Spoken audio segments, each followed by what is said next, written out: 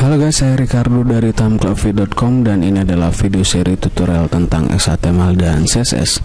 Kita masih akan membahas topik terakhir mengenai box model CSS, yaitu width, height, dan overflow sebagai box model pada CSS. Masih dengan contoh yang sama. Di sini saya masih menggunakan elemen paragraf.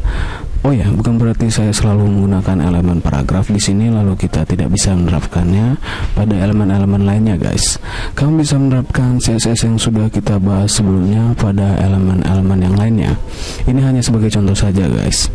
Oke, pada file index ini sudah ada teks yang dikelilingi buka tutup tag paragraf. Dan pada file CSS-nya sudah ada selector P dengan properti background color black, dan saya menambahkan properti color white untuk teksnya.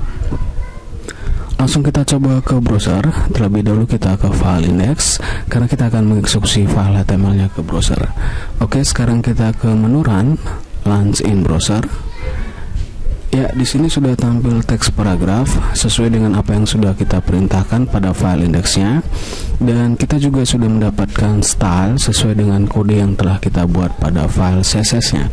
Background berwarna hitam dan teks berwarna putih. Seperti yang sudah kita ketahui sebelumnya, guys, background color menunjukkan wilayah dari kontennya. Dalam hal ini, teks paragraf ini adalah konten. Nah, apa yang terjadi bila pada file CSS kita tambahkan properti width atau yang kita kenal dengan lebar titik 2 dan kita beri nilai 400 pixel misalnya. Ya, jangan lupa akhiri dengan titik koma, guys. Ya, kita coba ke browser, save file CSS-nya. Ini tampilan paragraf sebelum mendapat properti width. Dan bila kita refresh, ya, seperti yang kita lihat sekarang, guys, lebar dari background colornya menjadi lebih pendek dari sebelumnya, dan teks secara otomatis mengikuti dimensi background color sebagai wilayahnya, sehingga jumlah baris teks sekarang lebih banyak daripada sebelum mendapatkan property width pada file CSS-nya. Oke, sekarang kita lihat properti height atau yang kita kenal dengan tinggi. Ya, kita tambahkan satu lagi properti pada selector P ini, kita ketikkan height titik 2 dan misalnya kita beri nilainya 200 pixel. Save file CSS-nya dan refresh halamannya. Ya, tinggi dari background color paragrafnya lebih panjang dari sebelumnya. Tapi tunggu dulu, guys. Di sini kita sudah memberikan nilai lebar 400 pixel dan tinggi 200 pixel pada background color paragrafnya. Artinya, kita sudah menetapkan dimensi dari background color paragrafnya. Nah, bagaimana tiba-tiba saya merubah pikiran, lalu saya membutuhkan teks yang lebih panjang lagi pada paragraf ini. Oke, pada buka tutup tag paragraf ini, saya akan kopikan beberapa teksnya, dan saya akan pastekan masih pada paragraf ini, sehingga nanti kita akan dapat hasil teks yang lebih panjang daripada sebelumnya. Oke, save file indeksnya, dan refresh halamannya. Ya, seperti apa yang kita lihat sekarang, sepertinya tidak ada perubahan pada halamannya, guys. Tapi tunggu dulu, ketika saya menseleksi bagian bawah ini, ternyata ada teks di sini. Pertanyaannya adalah, apa sebab?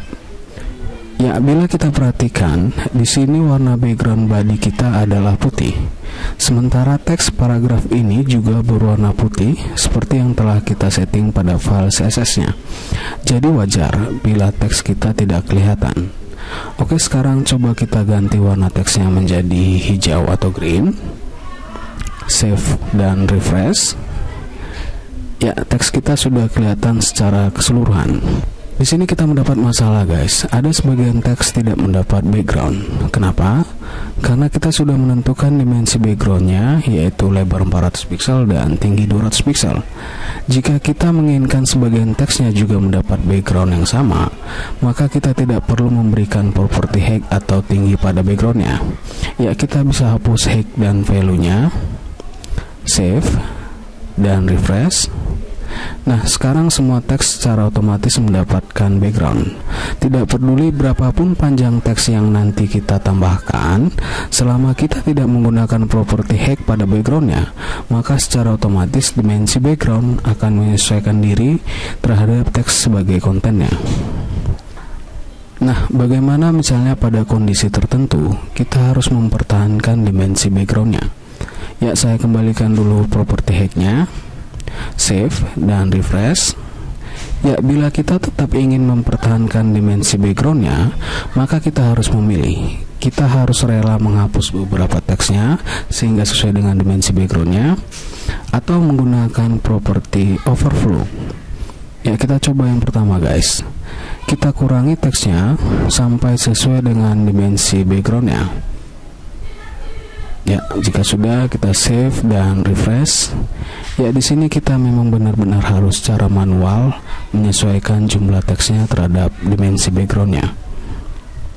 Atau kita bisa tetap mempertahankan jumlah teks sebelumnya. Ya, saya kembalikan lagi teksnya seperti semula. Tapi pada style elemen P-nya saya tambahkan satu properti lagi, yaitu overflow .2 dan nilainya auto. Ya, jangan lupa titik komanya guys. Oke, mari kita coba.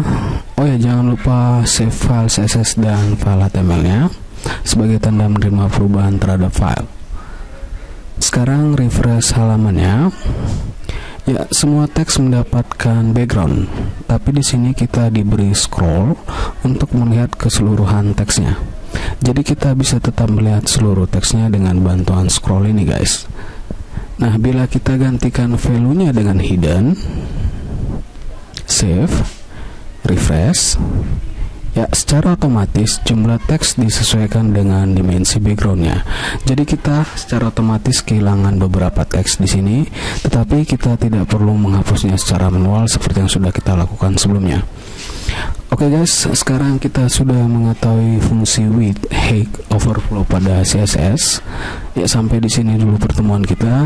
Bila kamu ada pertanyaan tentang pembahasan ini, email kita di berbagi@timeclubfit.com. Jauhi narkoba, jauhi korupsi, dan tetap berkarya guys. See you.